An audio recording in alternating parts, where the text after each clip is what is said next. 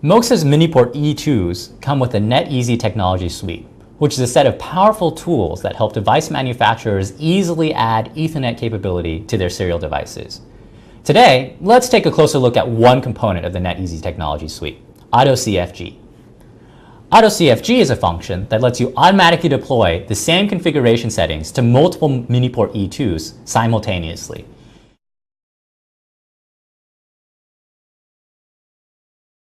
Here's how AutoCFG works. First, I need to configure one MiiNePort E2 with the settings that I'd like to use on all my MiiNePort E2s. This is a MiiNePort E2 that's been attached to a starter kit, and I've used the starter kit to connect the MiiNePort E2 to my laptop over here. So I'll just use this laptop to navigate to this MiiNePort E2's web configuration console. In this web configuration console, I can configure many different settings. I can configure my operation modes, my serial port settings, I've got an accessible IP list, and so on. For the purposes of this demo, I'm just going to rename this device name I've got here. We'll customize it. Let's say this MiiNePort is destined to be embedded in a Acme card reader. So we'll call it Acme card reader. We'll go ahead and submit this change. The final setting I must change once I've got all the settings the way I want them is the AutoCFG setting itself. AutoCFG is enabled on all MiiNePorts by default, but once they've got the settings I want, I don't want them to keep searching for new settings every time they boot up. So I'll turn off AutoCFG on this MiiNePort because it already has the settings the way that I want them. It's now called Acme Card Reader.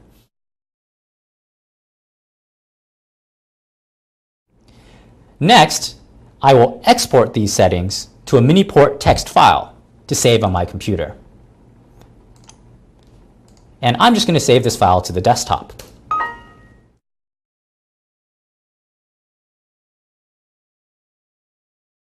Now, I will use this computer to start a TFTP server to host the file. This program, TFTPD32, is available freely online as an open source resource.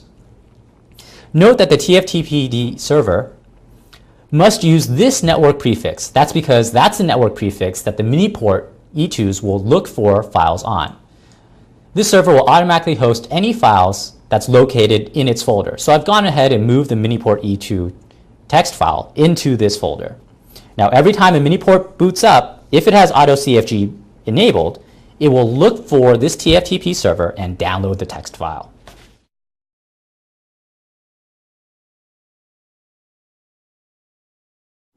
All right, today let's use AutoCFG to automatically configure these three MiiNePort E2s with the new settings.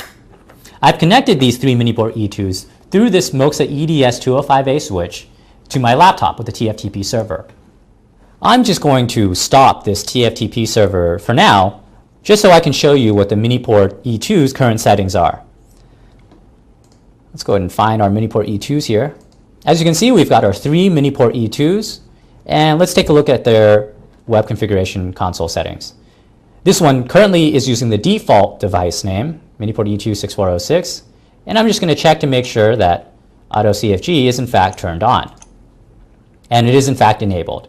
This means that the next time this MiiNePort E2 is reset, if the TFTP server is up this time, it will download that configuration text file and update its configuration with the configuration in the text file. Let's take a quick look at the other two MiiNePort E2s we're using. This one also has the default device name. And our third and final MiiNePort E2 is also using a default device name. So these MiiNePorts are all at the factory default settings.